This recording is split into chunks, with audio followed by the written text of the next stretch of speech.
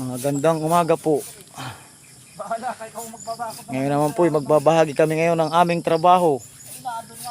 Ganda na po ng aming dwarfs. Saka ng aming mahogany. Ayan. Oh, ay nahahapay na. Yan po yung aming kinakailangang mag-sacrifice ang mahogany para gumanda ang aming dwarfs. Ayan.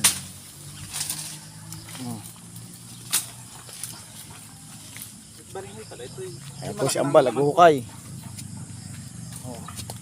Sino kaya na? Si Ate Ches? Ha? Ate Ches? Ang?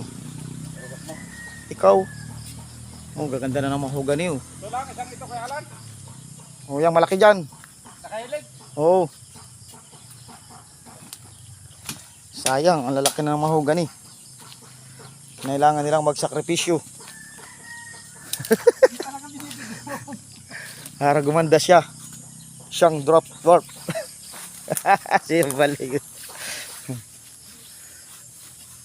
Yan, wala na yung dalawang mahogany. Ganda na yung aming dwarfs.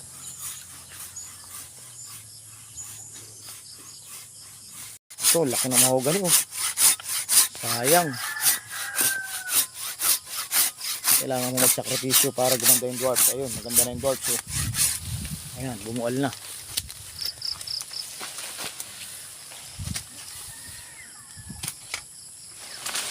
Two years na mahogany. Laki.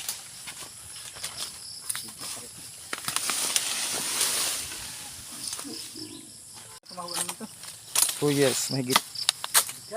Ayan, ang laki ng puno na. Kung may makakaabot ng 10 years, pwede na yan. Kaso, kailangan niya magsakripisyo para sa dwarfs.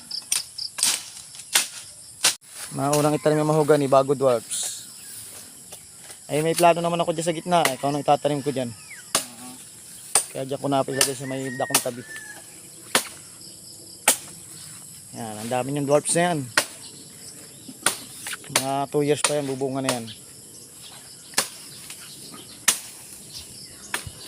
Ito pa, isa pa. Puputulin din yan. Tira lang itong isa. Ito pang isang malaki. Ay, sayang. Mahigit 2 years kong inalagaan. Ano pa, patanggal ba dito? Parang ito lang. Malapit sa nyug eh. Lang. Oo. Hindi gaganda yung nyug.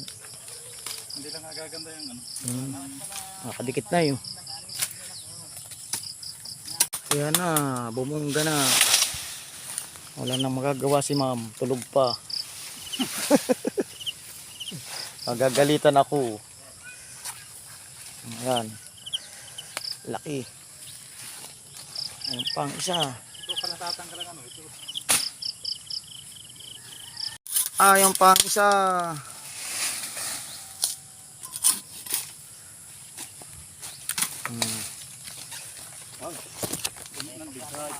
Ano? Daling-dali. Sayang. Ano dun? Dita. Madali. Mahogany. Sayang na sayang. Gaganda naman yung aking dwarfs. Ayan. Ito pa po. Puputulin namin. Ibang mahogany pa rito. Dikit na dikit sa nyug. Ha? Ito po. Tatalo pa? Ayan po dita lang yan. Ba't di sa baba o Jimar? Ha? Ba't di sa baba? Ang galit kong mga isang sanga. Ayan, bagsak na. Ito pa. Para gumanda akong saging. Pati dwarfs. Ayun, dwarfs. Ito pa, tanggal din. Mga mahogany.